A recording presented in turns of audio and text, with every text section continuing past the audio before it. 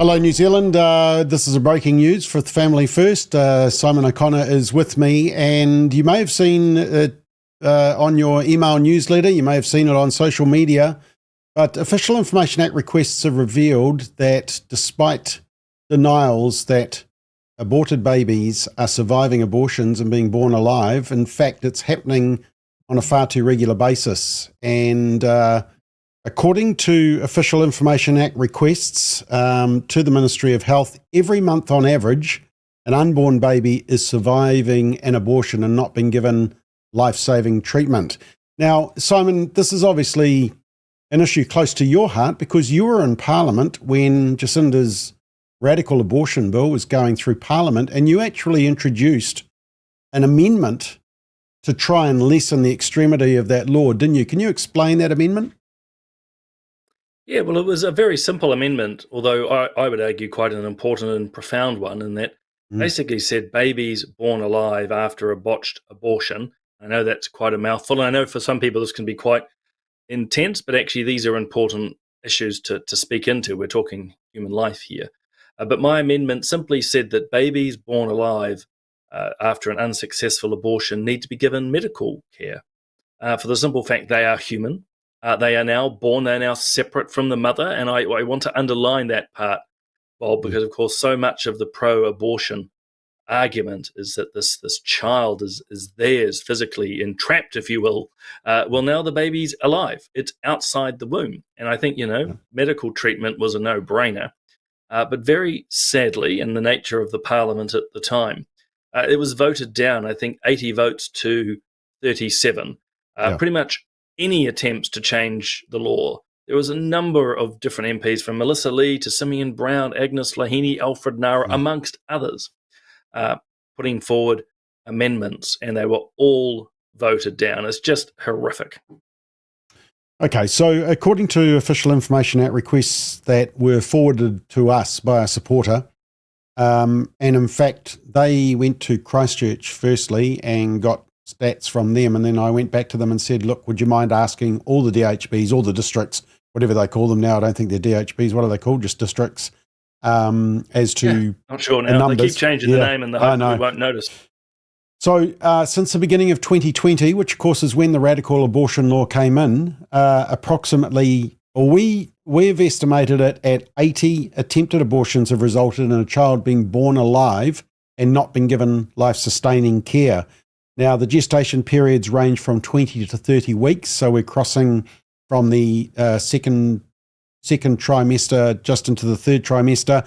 But here's the key thing. These numbers may be well below because a number of districts, such as, where did I have them? I had the Waikato, not Waikato, Auckland, Wellington. There was a number of major districts which did not provide or wouldn't provide or couldn't provide, didn't keep the data, said that they'd have to go back and do manual calculation, which just on that, Simon, that is a way that sometimes officials get out of Official Information Act requests.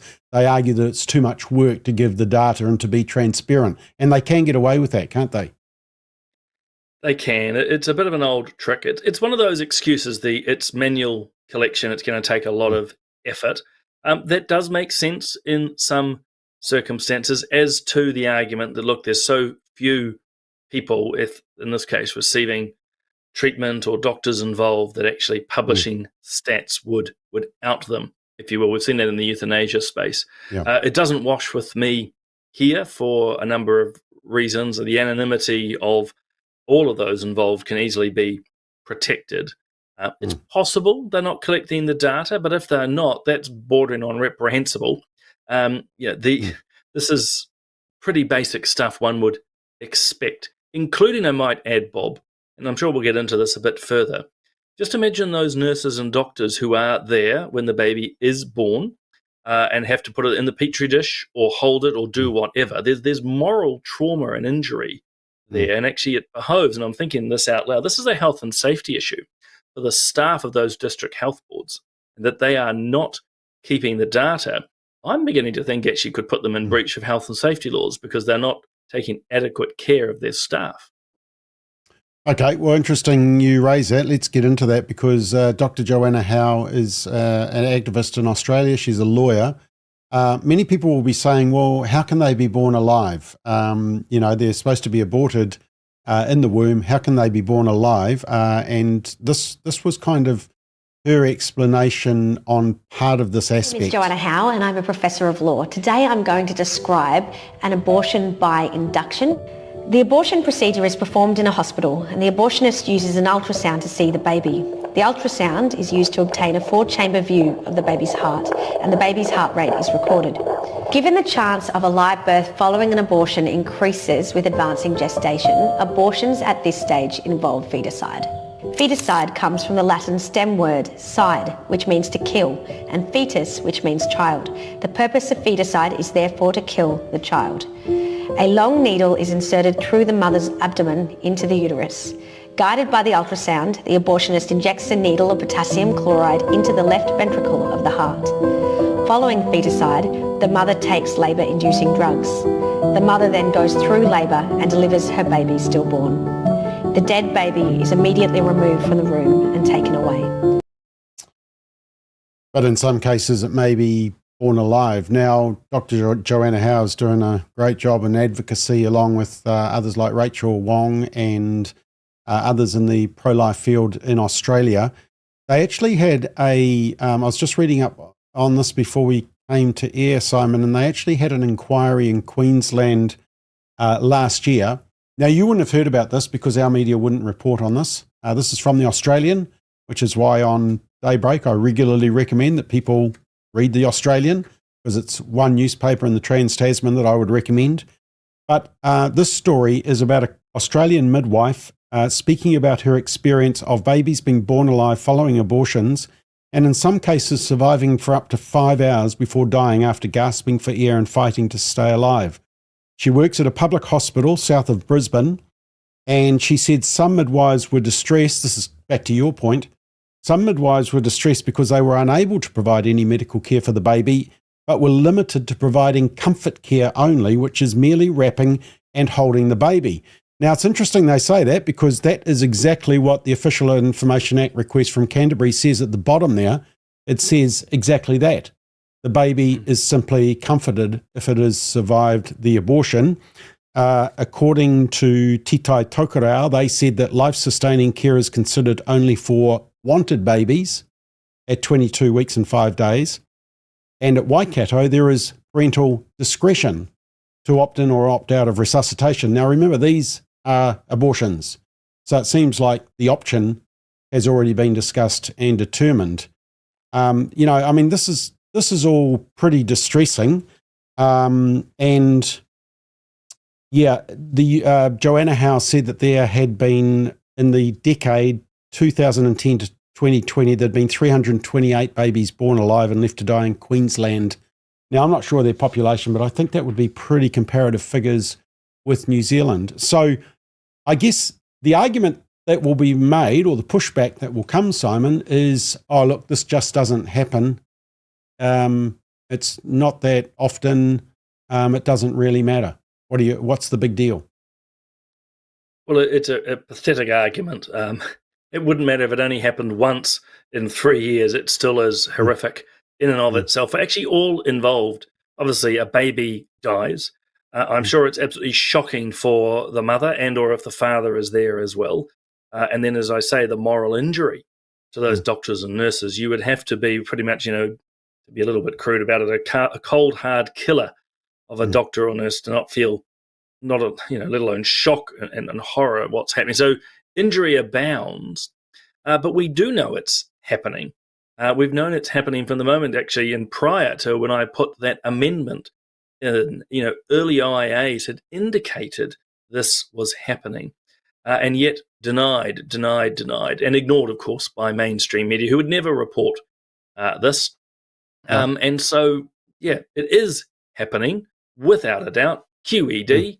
And as you say, what you've uncovered, or Friends of Family First have uncovered, is at least 80. And can I just quickly stress 2 points on that? And you know this, Bob, but it's for our viewers.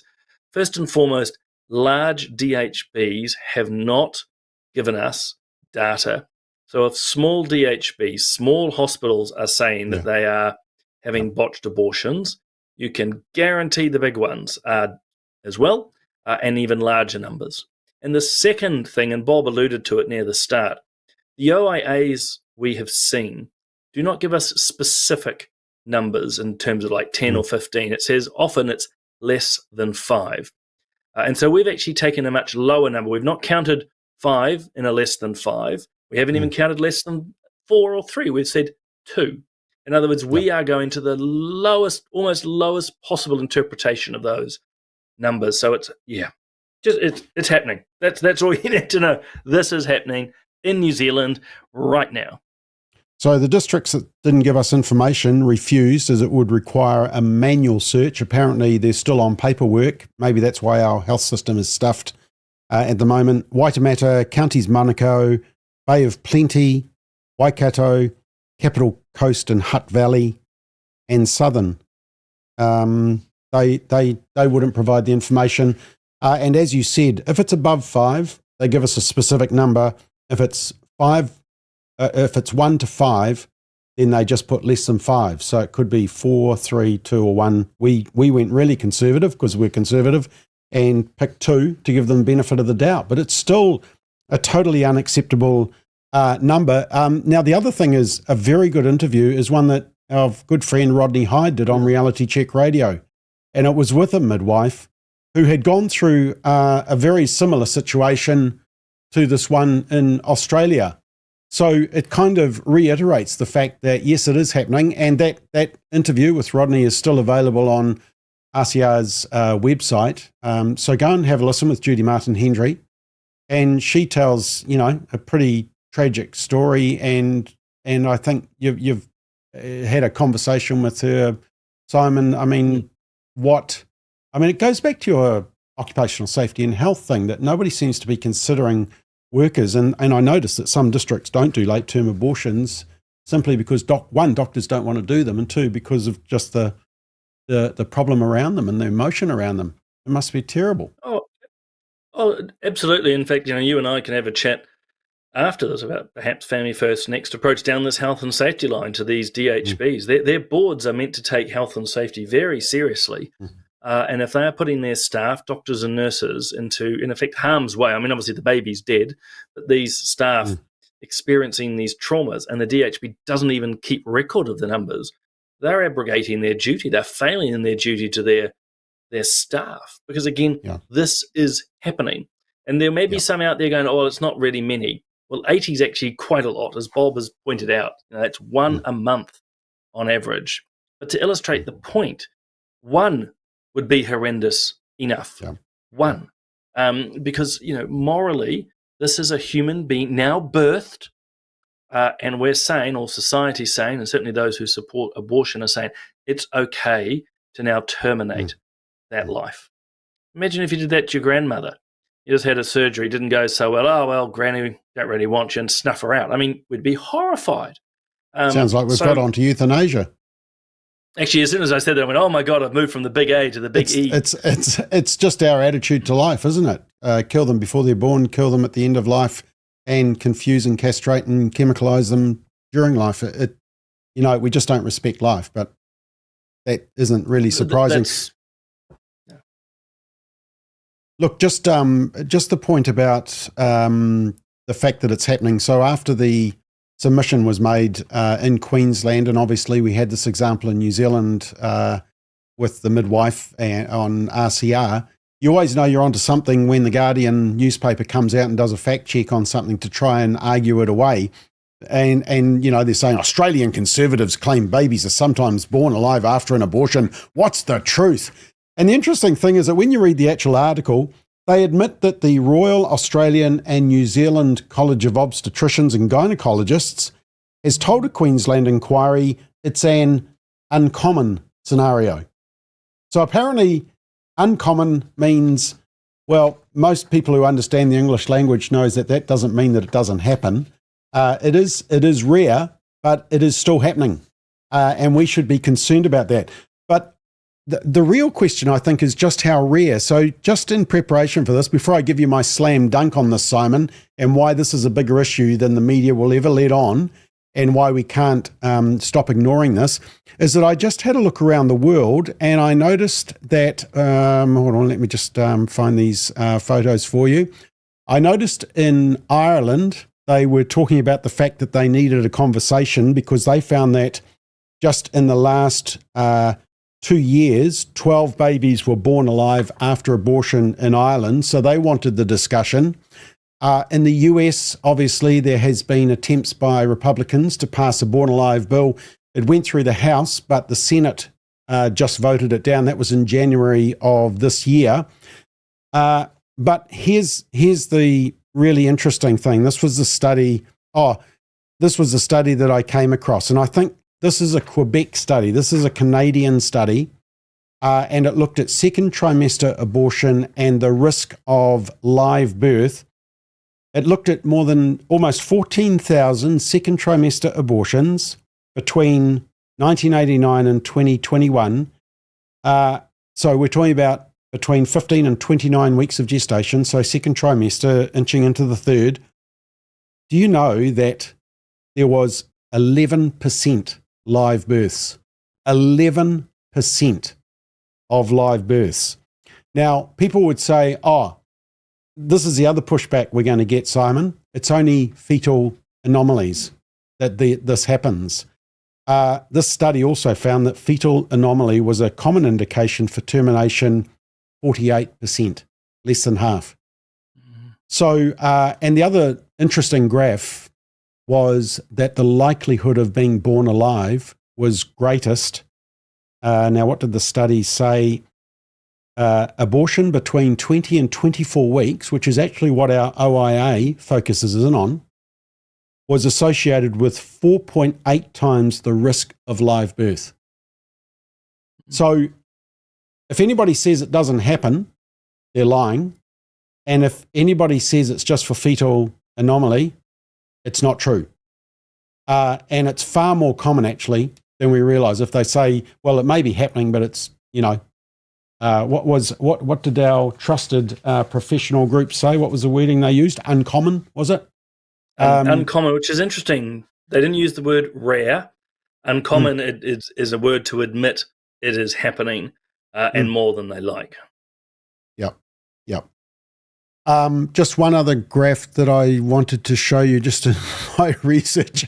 The funny, it's interesting. I was horrified by what we found. We got medical advice just to make sure that we weren't creating something that wasn't there.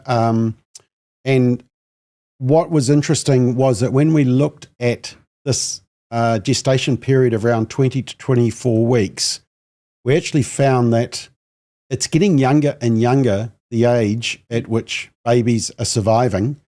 This is the most recent study. It only came out this year in April. And it found the survival rate, I think I actually quoted it in the media release. A 2025 study published by the Journal of American Medical Association, JAMA, that's this one, has revealed that both active medical treatment and the survival rates of babies born as early as 22 weeks are increasing. In fact, survival amongst 22-weekers who received active treatment rose from 25% to 41%. And even those who did not receive active treatment, the rates of survival rose from 7% to 32%. So even without support, babies at 22 weeks, they're surviving. Their survival rate is that much greater. So, I mean, this is a pretty damning indictment, isn't it? But the pro-abortion fraternity will want to keep this very quiet. Oh, they'll want to keep it silent. And look, the mainstream media will be complicit in doing so. I'd be stunned if they pick up on these OIAs and the press release. I mean, we can always hope. And it's one of the reasons why, I keep repeating, as do you, it's why we do these Family First broadcasts and obviously our own commentaries and so forth, just to let people be informed. And as we keep saying, this is happening. And what will probably be, if there is any pushback, because again, they'll try to ignore and censor. If any pushback, they'll say it's a very small number. Yeah. But that's what they call number minimization. And it's appalling. You imagine something tragic happened in a school today, if people went, oh, well, only one kid get hurt, there's hundreds of thousands of others, it doesn't matter. That's not how it works. Think about literally murder or violence that's happening in society. Oh, well, it's a knife attack here in Auckland. Well, it doesn't matter. There's, 4.9 million others today that weren't affected. You don't say that. You look at the particular and you say, is this right or wrong? And this is a baby that is born and is now left to die. Whether it's 5 minutes or 5 hours, it's morally and ethically unacceptable. So just when you introduced the amendment in Parliament, I mean, to me, even if you said, oh, well, it's not happening, but okay, let's put in that precaution anyway. I mean, what was the justification for, did they just not want to change the law in any way? If I remember rightly, every amendment to try and lessen the extremity of that bill, including, banning late-term abortions, even fetal pain control, ban on disability abortions, all parental notification, conscientious objection, all those amendments, virtually every amendment, if I remember rightly, was just voted down. I mean, did the politicians even turn up and debate these issues? Was there actually any debate on this bill, on Born Alive? Not really. Well, not that I remember. In fact, you and I were zipping through the Hansard or the written record a few days ago, and there was just a passing reference by the minister acknowledging that I had put forward the amendment and basically denying that it existed. But other than that, no. I mean, look, it was a terrible bill and pushed by a terrible ideology, but they knew they had the numbers. And so they didn't care, quite genuinely, the MPs on both sides of the House, because let's not forget a number of national MPs and others voted for the abortion law. They backed Jacinda. They didn't care. They wanted their extreme law. And the thing about extremes is they don't brook any quarter. And so to have even admitted that it needed some sort of regulation is an admission that there is something significant here at play. And so they didn't allow any that I remember to go through, nor did they even want to have a hint that, as they would perceive it, their enemies, the Conservatives, might have a point. So nothing was conceded, very little was debated. It was rammed through. And now we know, 13 plus thousand babies die a year, and one every month is born alive and just left to die.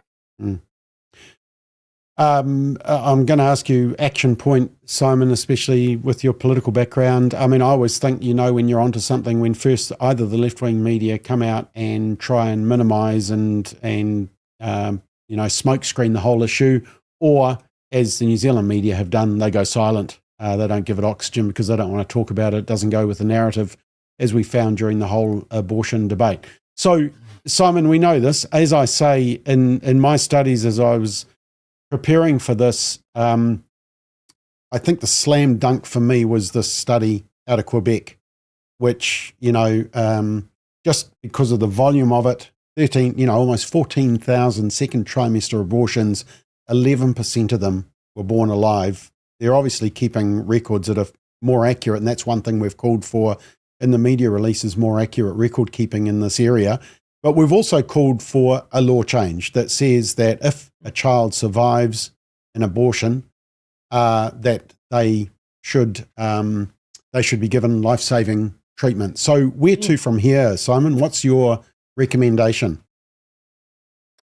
Well, I think first and foremost, for those who are viewers and listeners, obviously you're hearing Bob and I chat, but make sure you've got your head around what we're saying. So keep an eye on the Family First Facebook page. Obviously, there's the press release.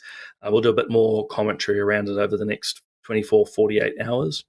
Secondly, I'd suggest write to your local MP. Say that this is happening and what is their response. Are they moved to actually make a change? So in other words, confront them gently but firmly, if that's not a contradiction, with the evidence as your local MP and say, what are you going to do about this? And if thirdly, you're so inclined, write to the editor of your newspaper in a day or two, or maybe wait to the end of the week to say, hey, this has been released, this evidence here in New Zealand. Why are you not reporting on it? Basically, please explain, why are you silent? And I think those are probably the three steps that I'm thinking of that will be the most effective at this point in time. Okay. Now, I am just, while you're talking, I just wanted to load up two things. And the first one is this video of Melissa Roden. Actually, Simon, you have interviewed Melissa Roden. She spoke at the Forum on the Family last year. She survived a saline abortion and has actually formed a group of those. Do you just want to comment on that? Because I want to find just the image of Olga. Just tell us about Melissa. So Melissa is an American. Melissa Oden. You can actually find her story both on our Family Matters podcast, but you can also see her speech to the Forum on the Family from last year. She was one of our guest speakers. As Bob has noted, she survived an abortion, a saline abortion. So it's slightly earlier on where basically they try to flush the baby out with salt water, very concentrated salt water. She survived and now lives to tell the story and has actually pulled together a network of abortion survivors, and they are actively lobbying Congress. And I think the last point really is she, as are the other survivors, are saying we exist. Yeah. We exist. You can't ignore us. You can't say, like the Labour government that passed the abortion bill said, and again, national MPs and others who supported it, cannot say these people don't exist because people like Melissa do. Yeah. Well, even in New Zealand, this is Olga, and she shared her testimony at our forum last year as well. She's based in Tauranga, and her mother was encouraged to abort her, but her mother actually saved her life by putting the abortion medication up in the roof of her mouth and then spat it out later.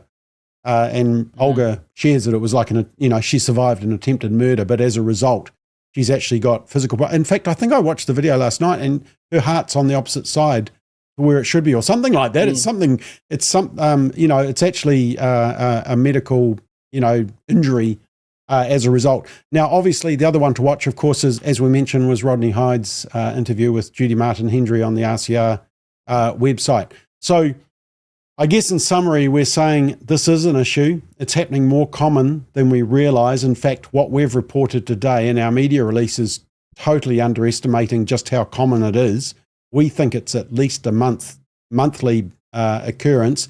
It could be far higher than that. And based on the research in Quebec and Australia, UK, United States, it is far more common than people want to admit. And so, yes, it is happening. And babies should be given, if they survive the abortion, they should be cared for and they should be given that life-sustaining treatment. So what was it, Simon? Contact your local media and say, why aren't you reporting this? And contact your local MP and say, time for a private members bill. Let's protect babies that are born alive. Yeah, just ask them firmly but politely up front, do you agree with babies born alive being allowed to die in the corner? You might not phrase it exactly that way, but put it to them. A lot will just dismiss it. They'll get all very awkward. They hate ethical considerations, but it's our duty, it behoves us actually as citizens to impress ourselves upon these MPs and to confront them with the hard truths. So get writing, get emailing. Yep. All right. If you'd like to see more of the detail of our media release, go to our website, familyfirst.nz, and you can see Melissa and you can see Olga's testimonies. And we'll put a link to the RCR interview that Rodney Hyde did as well. And we'll be discussing this more. This issue is not going away because, unfortunately, as we said, the issue is not going away. It is happening even though people don't want to talk about it. It's uncomfortable, but we need to for the vulnerable unborn child. So thank you for watching this breaking news. Thank you, Simon. And more discussion on this to be had. Until then, you have a great day. Thanks for watching.